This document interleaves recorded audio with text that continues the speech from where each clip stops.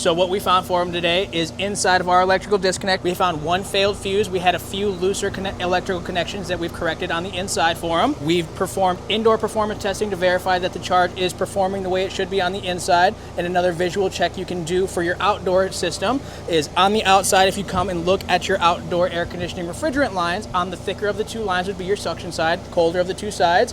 When is charged appropriately, will be sweating or condensating on its surface, which will cause it to show droplets right on the copper surface.